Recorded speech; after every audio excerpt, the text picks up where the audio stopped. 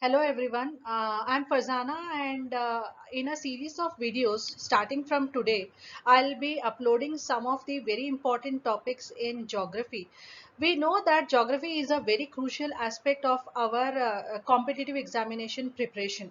Whether it is civil services or any other examinations, geography forms a very substantial, very important and substantial part of the the examination. Okay, so it is very important that we know we understand the basics of geography, and we also understand the importance of each and every topic from the examination point of view. So there is one thing I would like to tell you here, that I'll be telling mostly from the civil services point of view. So these topics I'm dealing from the civil services point of view. Now, geography, we know that many people face a lot of difficulties in geography, and whether you like it or you don't like it, that is, you hate it or love it, but you cannot ignore geography if you want yourself to see in the merit list, especially if you are preparing for civil services examination. So geography forms a very crucial aspect of your preparation. So it is there in general studies paper 1 of civil services. It is there in general studies paper 3 also, and it is going to help you in general in essay paper also. So and not only that, we know that on an average we get around 10 questions in prelims examination in from geography area. Okay, so it is very important that you have proper understanding of geography. So many of my students who have already studied, and many people with whom I interact, they have from time and again said that they are facing some kind of issues in this in the various topics of geography. So I felt that I'll make some videos and upload it on my YouTube channel, so that whenever you are facing any difficulty, you can go through these topics. Now, the first topic I'm going to deal with is climatology. See, climatology, along with the geomorphology, oceanography, and biogeography and economic geography, these are five very important topics of our civil services preparation. If you are thorough in these five topics, and if you relate whatever you are studying, if you are in a position to relate with whatever we are studying with the current affairs, then you can get very good marks in your civil services mains examination. So it is very important that you have the proper understanding of these topics: climatology, geomorphology, oceanography, biogeography, and economic geography. Okay, so economic geography especially is laden, and biogeography is laden with lot of current affairs. So you have to have a proper understanding of those things. So let us without any further delay, let us go to the chapter climatology. Now, climatology is a very important chapter. It is a little it is having some of the principles of science. Okay, so if you are having basic understanding of some of the science concepts, then climatology would be very easy for you. In spite of, I mean, whether you know it or not, we are there for you people. So we'll be helping you out whenever the situation so arises. So this video is one step in that direction. Okay, now in this the first topic that we are going to deal with in our climatology is atmosphere, because it is the atmosphere in which the entire phenomenon of this of the weather phenomenon happens. That is, whether it is cloud formation or wind movement or precipitation, whatever it is, it happens in the atmosphere. Okay, now atmosphere is one of the three layers that we are having in on the earth, which is having some kind of life, like your bio this hydrosphere, lithosphere, and the atmosphere. Okay, so these are the three important layers that we are having where life exists on the earth's surface. So the contact zone between these three layers is the biosphere. Let me draw and show you so that it is very clear. So if this is the hydrosphere, this is the lithosphere, and this is the atmosphere. Okay, so this is the atmosphere. So the contact zone between these three is our biosphere. Okay, so this is the biosphere. So here where we find life. Okay, this is the place where we have life on the earth's surface. Is it or not? So, at what is atmosphere then? Atmosphere is an envelope, in very simple layman language term, which you must have studied in your NCRT also. Atmosphere is the envelope of gases that is surrounding the Earth's surface. Okay, it is an envelope of gases that is surrounding the Earth's surface. Now, this atmosphere, we know it is composed of various gases. So these gases are there in these in the atmosphere in various proportion. The largest proportion of the gases in our atmosphere is that of nitrogen. Nitrogen is around 78% of the composition is nitrogen, and whereas oxygen is 21%. Okay, oxygen is 21%. So these two together, okay, that is nitrogen and oxygen together, they form the 99% of our entire atmosphere. Okay, so of all the gases that we are having in our atmosphere, 99% of our atmosphere is composed of just two gases, that is nitrogen and oxygen. Okay, now the other 1% is occupied by argon, carbon dioxide, neon, xenon, and some amount of water vapor, and the dust particles. Okay, so these are some of the gases that are there in the last 1% of our atmosphere. Now there is one important aspect that you have to remember, that these gases, some of these gases are very important for maintaining the insulation of the Earth's surface. We know that an optimum temperature is required for the an optimum temperature is required for life to flourish on the Earth's surface. So that optimum temperature is maintained by the gases like carbon dioxide. Okay, gases like carbon dioxide, water vapor. What they do is they uh, they absorb the heat. They absorb the heat. So for now, I'll discuss this in detail when we are discussing about the heat budget and insolation on the Earth's surface. So just briefly, if I want to tell you, if this is the surface of the Earth, let me use different color.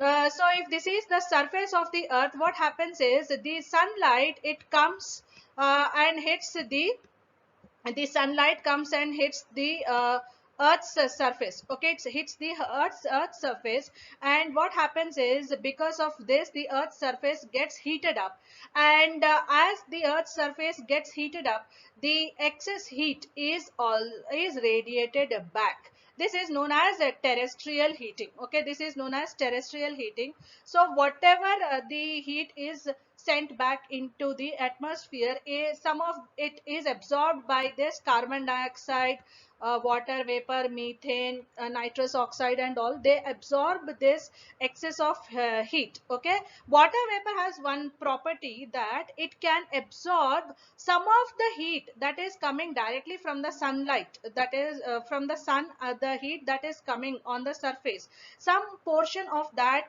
the water vapor has the capability of absorbing. So what happens is, when these gases, they absorb the heat, what they do is, they maintain the optimum temperature on the Earth's surface, which is very crucial for the life to exist on the Earth's surface. You compare this either Mars or Venus. See, Venus, we know it is having an atmosphere completely made up of carbon dioxide, and the side of the Venus that is exposed to the sun experiences very high temperatures, whereas the side of the Venus that is hidden from the sun, it experiences very low temperature. So this thing we don't see on our Earth's surface. Why? Because the gases like carbon dioxide and water vapor, all these things, they absorb these the heat, terrestrial radiation, and they maintain optimum temperature on the earth's surface. Okay, and this is how they uh, they they help the life to exist. So that is why these are known as the greenhouse gases. Now since global warming is increasing and climate change is happening, most of these greenhouse gases are, I mean, mostly spoken in negative terms, but these gases are very essential for maintaining optimum temperature on the earth's surface. If we humans had controlled the emission of carbon dioxide from fossil fuel burning, or from the industrial effluents, or from the agricultural practices that we do, if we had done controlled that, the global warming or climate change could have been controlled. But we know that we uh, we are on the verge of increasing the temperature or average temperatures on the earth's surface by more than 1.5 degrees Celsius in next 20 to 25 years. So this is a very important aspect. Now we were discussing about the composition of atmosphere. So atmosphere is made up of various gases. The majority of the gases are two, that is nitrogen and oxygen. They form 99% of the entire composition of our atmosphere. Okay, now if we'll just see how the atmosphere has been formed. See, what happened is, billions of years ago, when the earth was formed, earth was experiencing very high temperature. Okay, it was having very high temperature, and there were volcanic eruptions. Okay, there were volcanic eruptions that were occurring throughout our earth's surface. Now what happened is, as this process has happened, the earth was actually cooling down. Okay, the earth was cooling down, and in this process, lot of gas was released in from the earth. Okay, lot of gas was released from the earth. So these gases, they formed the primitive atmosphere of our earth. Okay, so the gases which were released in this form uh, formed the primitive atmosphere of our earth. What happened is, after a certain number of years, that is after some millions of years, the earth's crust was formed, and the water, okay, say what happened is, it rained for millions of years, and water bodies were formed, and because of this, what happened is, life started evolving. The first form of life that we see on the earth's surface is the bacteria. Okay, bacteria started evolving, and this bacteria, it started doing photosynthesis. So as it did a photosynthesis, what happened is, it utilized carbon dioxide and other gases, and in turn it released the oxygen. So this led to addition of oxygen in the primitive atmosphere. Okay, now why did the earth's atmosphere stick to that, I mean, how did the earth's atmosphere evolve? So first thing is, because of this volcanic eruptions and all, there is release of lot of gases from the earth, so that led it to the accumulation of gases. And the other thing is, bombardment of these meteors and other things. Okay, bombardment of these things led it to the explosion, and from these meteors, water molecules were released. Okay, from these meteors and all, water molecules were released.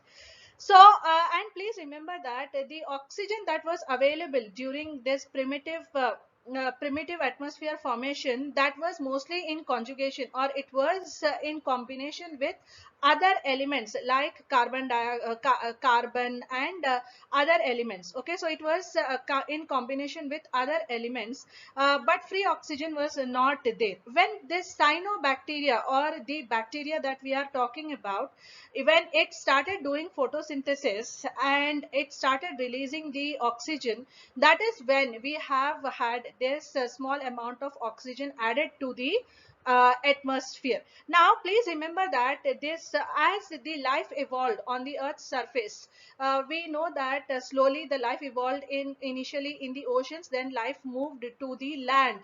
So like this, what happened is plants started developing, and when the plants started developing in the ocean and on the land, the oxygen amount in the atmosphere increased. Okay, so this led to the oxygen being in larger proportion in the atmosphere.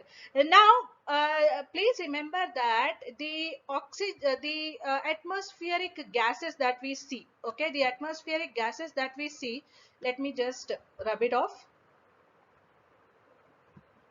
Okay, so the so this is our earth. Okay, this is our earth, and we have the envelope of air surrounding our earth. So I'm drawing this with the blue color so that we can distinguish. So this is our earth and this is our atmosphere. So this is the atmosphere. Now the atmosphere is sticking to the earth. It is not escaping out. Okay, it is not escaping out in the outer space. The reason being the gravitational pull of the earth. The gravitational pull of the earth keeps the atmosphere intact, or it keeps the atmosphere is attached to the earth. Attached in the sense it is there in the near the earth. Okay, now what happens is most of the gases that we see in our atmosphere, more than 90% of the gases are present in the lower layers of the atmosphere. Okay, more than 90% of the gases are there in the lower layers of the atmosphere. The reason being the same thing, the gravitational pull. Okay, so because of the gravitational pull, more number of gases are there near the surface of the earth.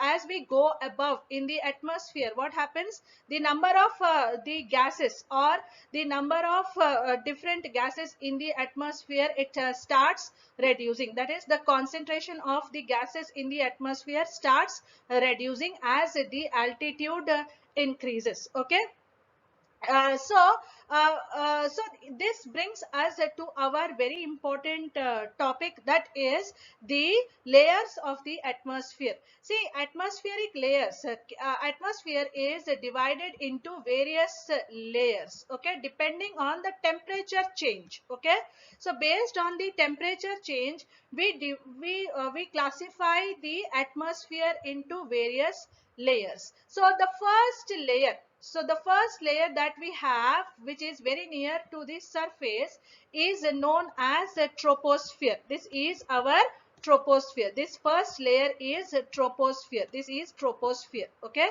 so this is the place where all the weather phenomenon happen. So this troposphere, it is having differential altitude, or it is having differential height. So what is the reason for that? So let me first rub this off. So if you see this troposphere, I'll draw earth again. So this is the earth, and this is the troposphere. I'm just drawing one layer of uh, our atmosphere, the troposphere. Okay, so like this we have the troposphere.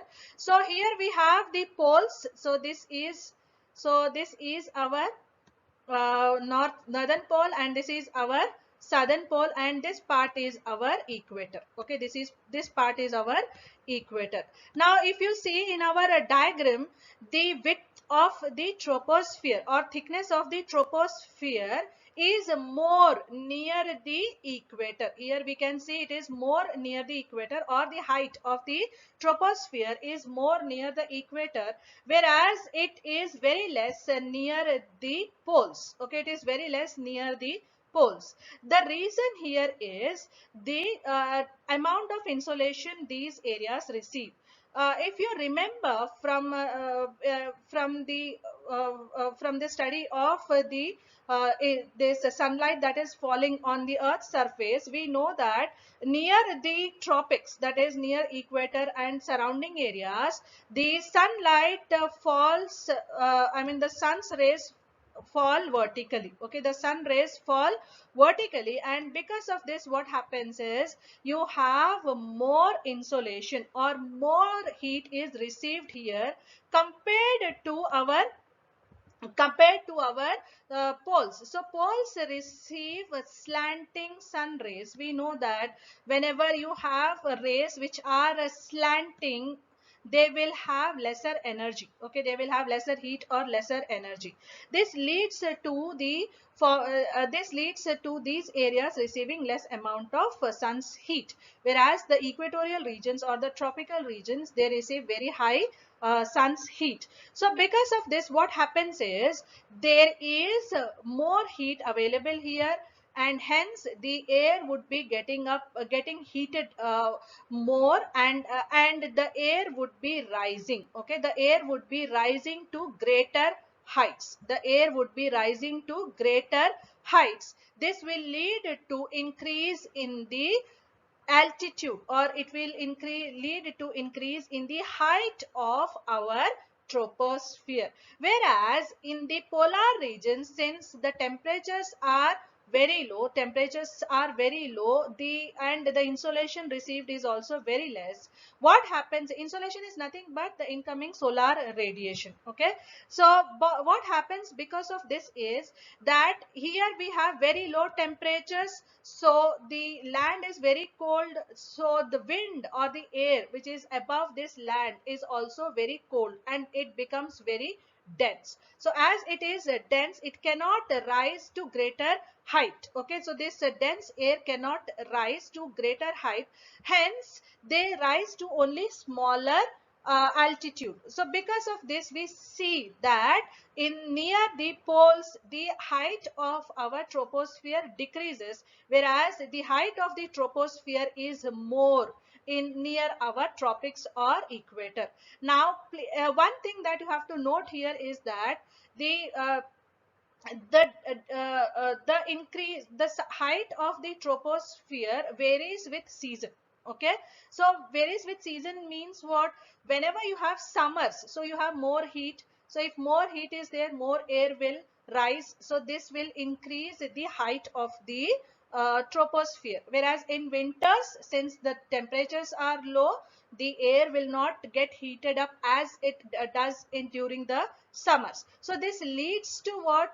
The decrease in the height. So near the equator, the height of our or near the tropics, the height of our troposphere is around 16 kilometers. This can vary. Okay, this can vary according to season. Whereas near the poles, the height of the troposphere is around 8 or 6 kilometers. This can also vary. Okay, so this is a very important concept that you have to know. Okay, now we know that our Earth's atmosphere is divided into various layers.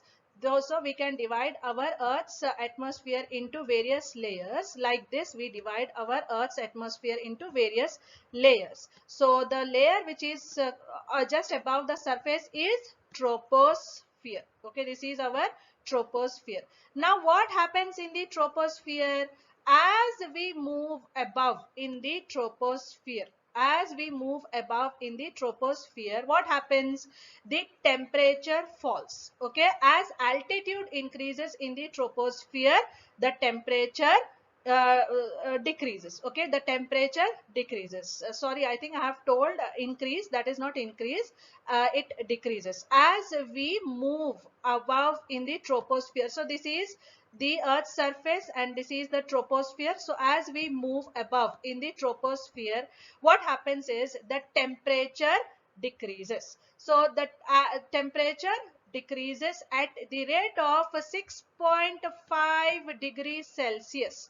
The temperature in the troposphere reduces or decreases at the rate of 6.5 degrees Celsius per kilometer. Okay, so this is what we observe in troposphere. So in this entire troposphere, the temperature reduces to by 6.5 kilometers degrees Celsius per kilometer. Okay, so we'll just imagine We'll take an example. So one person is standing here. One person is standing here. Okay, this is one person is standing near on the earth's surface, whereas the other person is standing on Mount Everest. Okay, the other person is standing on Mount Everest. So this is the other person who is standing here. Okay, now what will happen is the temperature that this person experiences on the surface is different from what this person experiences on the Mount Everest. So this person here experiences higher temperature, whereas this person on the Mount Everest, we know that the average height of Mount Everest is 8.8 kilometers. So this person who is there in the on the Mount Everest, this person experience lower temperature. Okay, this person experience lower temperature. Now why does this happen? See, what happens is because of the gravitational pull of the earth, most of the gas molecules, they are very close to the surface. Okay, they are very close to the surface. So as the height increases, as the altitude increases, the distance between one gas molecule and the other gas molecule increases. So this leads to rarefication of the gas. So as the altitude increases, the air becomes rarefied. Okay, so this leads to what? This leads to less pressure, and this leads to lesser temperature. Since less molecules are there, so they will absorb less amount of sun's radiation or terrestrial radiation. So this will lead it to lesser temperature. Okay, so here we have the area where as in the troposphere, as the altitude increases, the temperatures fall by 6.5 degrees Celsius. Okay, now above troposphere we have another layer which is known as stratosphere. This is our stratosphere. Okay, this is our stratosphere. Now the layer that is separating the stratosphere and the troposphere is known as tropopause. This is known as what? This is known as a tropopause. Okay, this is known as tropopause. Now at the temperature here is yeah, there is one thing I forgot to tell you. I told you that the temperature in the troposphere, it decreases as the altitude increases, the temperature decreases. This is known as a normal lapse rate. This is a very important concept. This has been asked previously in the examination, mains examination, and if you are having optional, you know the importance of this term. And there is every potential, or there is every chance that this can be asked in the general studies in the future examinations. So in prelims also it can be asked. So what is a normal lapse rate? So normal lapse rate is nothing but as we move above in the troposphere, or with the increase in the altitude in the troposphere, the temperature decreases. The temperature decrease or fall is 6.5 degrees Celsius per kilometer. Okay, so this happens till your troposphere. Okay, it happens till your troposphere. So all the cloud formation and fogs, cloud formation, fogs, and other thing, and the thunder that we see, or the rainfall, for fog, or the snowfall, or silt, or sorry, sleet, or all these things, they happen in the troposphere only. So all the weather phenomenon, they happen in the troposphere only. Okay, now as we move into stratosphere, what happens is, in the stratosphere, the amount of the gas molecules here is less. Okay, the amount of gas molecules is less, and here we have a layer which is known as the ozone layer. Okay, this here we have a layer which is known as ozone layer. So we know that the ozone layer is made up of these O3 molecules. It is made up of O3 molecules. Now in the stratosphere, as you move above, or as you As the altitude increases from tropopause, as we move above in the stratosphere, what happens is there the temperature increases. Okay, so you please remember this these things. So let me just write it here. So in troposphere, what happens? The temperature decreases with altitude. Temperature decreases with altitude. Whereas in stratosphere, the temperature increases with altitude. Okay, the temperature increases with altitude. Now at tropopause, we have a temperature of around minus 45 degree Celsius. Okay, the temperature can be up to minus 45 degrees Celsius. Now as in the stratosphere, what happens is you have the temperature decreases with altitude. Temperature decreases with altitude. Now in the stratosphere, we have ozone layer. We know that ozone layer is made up of O3 molecules. This is ozone, and this ozone layer is very important for the existence of life on the earth. Why is it important? Because this ozone molecules or ozone layer, it absorbs the harmful ultraviolet rays that are coming from the sun. Okay, and what happens because of that?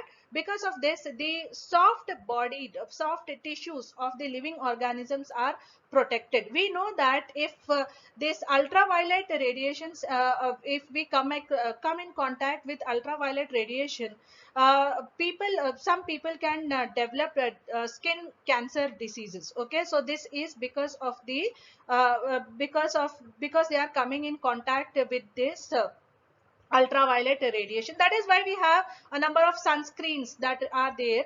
So for Indian skin tone, we already have a lot of melanin. Okay, melanin is the pigment that we have in our skin. So don't run after this beauty fairness creams. Whatever color you have got, okay, you have every right to look beautiful, but whatever color you have got, that is because of the melanin that is there in your body. This pigment actually is protecting you from these harmful radiations. Okay, so body has its own mechanism of protecting oneself. So keeping that aside, our in the stratosphere we have this ozone layer. So this ozone layer absorbs the harmful ultraviolet radiation that is coming from the sun, and in this way what happens is we have this ozone layer is protecting us from these harmful radiation. So as I told you, this in the stratosphere, as the height increases or the as the altitude increases, the temperature increases. Okay, now this stratosphere extends up to 50 kilometers. Okay, the stratosphere extends up to 50 kilometers. Above stratosphere, we have this mesosphere. Above stratosphere, we have the mesosphere. Here, if say the gas molecules in stratosphere were placed like this at this distance, in mesosphere they will be spaced even further away. Okay, so they will be spaced even further away. Now in mesosphere, the temperature decreases as altitude increases. In the mesosphere, the temperature decreases. Okay, so mesosphere is the most mysterious layer of our atmosphere, because still a lot of study has to be done on the mesosphere. Now I told you that all the weather phenomenon and everything, it happens where? In the troposphere. Okay, it happens in the troposphere. You must have heard about the jet streams. So jet streams, they move at this location, at the tropopause level. They move at the tropopause level, and we know that the passenger aircrafts, they follow the jet streams in order to reduce their fuel charges and travel time. Okay, so they follow the jet streams. Now in the stratosphere, we have a cloud formation. Okay, there is a cloud formation. I have a figure of that, so let me show that figure to you.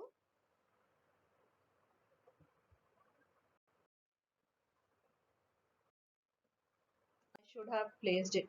Okay, so this,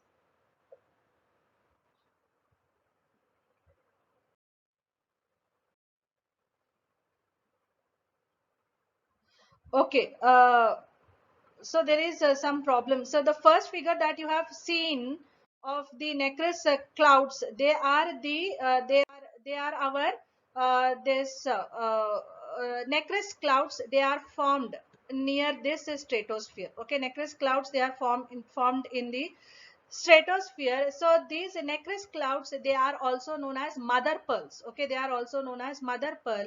Why? Because they are having this shine. If you have ever seen a mollusk, if you open the mollusk, on the inner side of the mollusk you see a very shiny layer.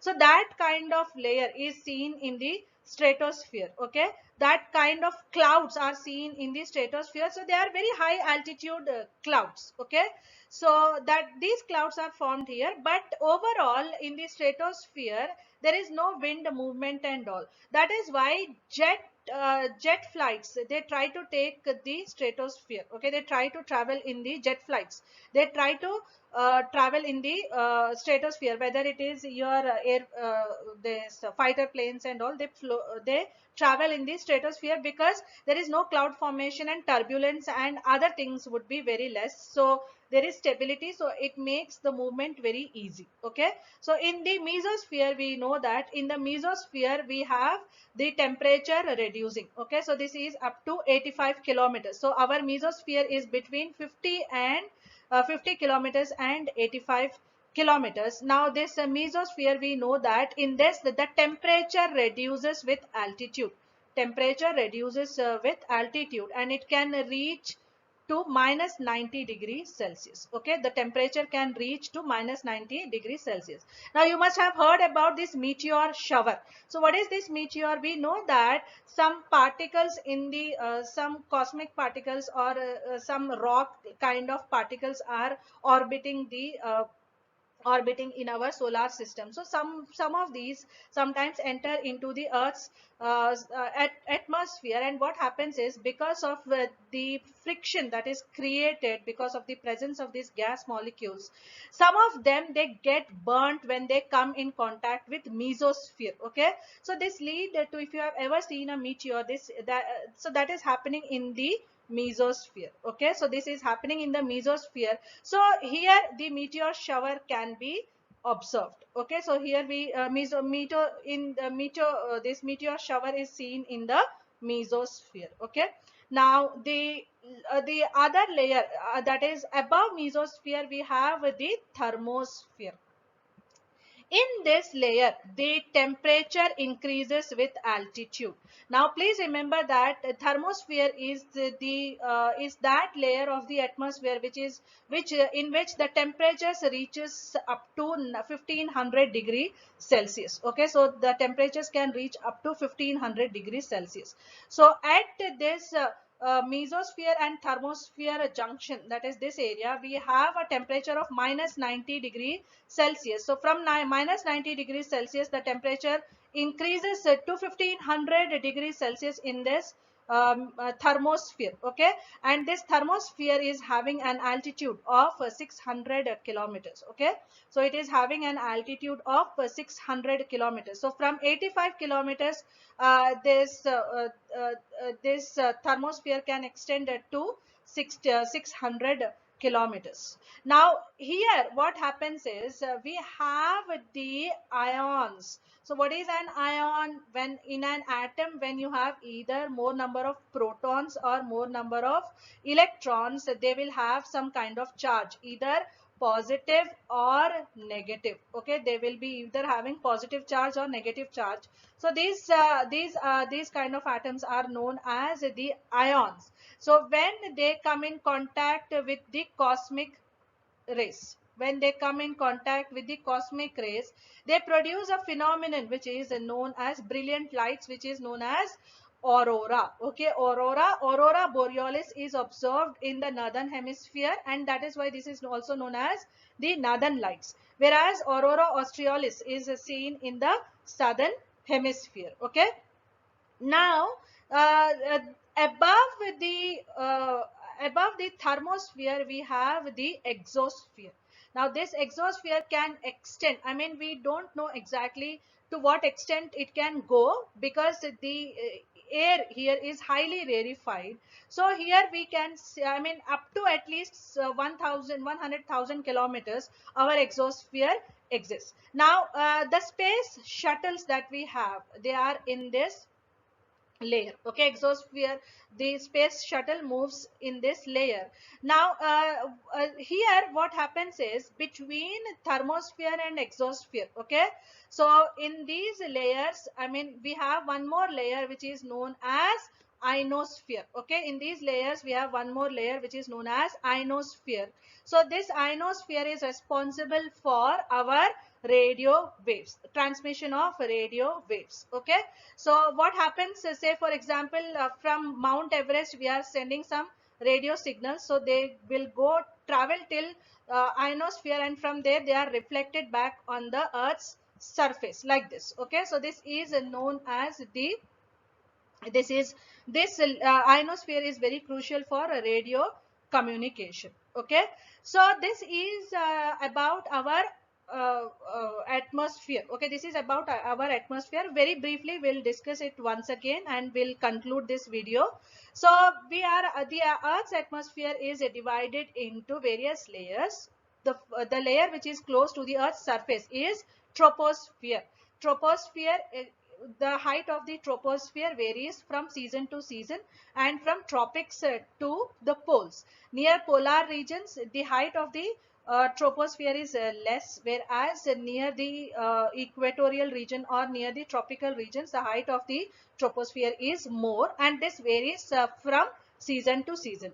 As we go above in the troposphere, the temperature decreases. The fall in temperature is 6.5 degrees Celsius per 1 kilometer. Now, the above troposphere we have stratosphere. Stratosphere has between stratosphere and troposphere we have a layer separating these two. This is known as tropopause. So so what happens is after this in the stratosphere the temperature increases with altitude. In stratosphere the temperature increases with altitude. So from minus around 50 degrees Celsius near tropopause, the temperature increases up to 0 degree Celsius in stratosphere. So in stratosphere we have ozone layer.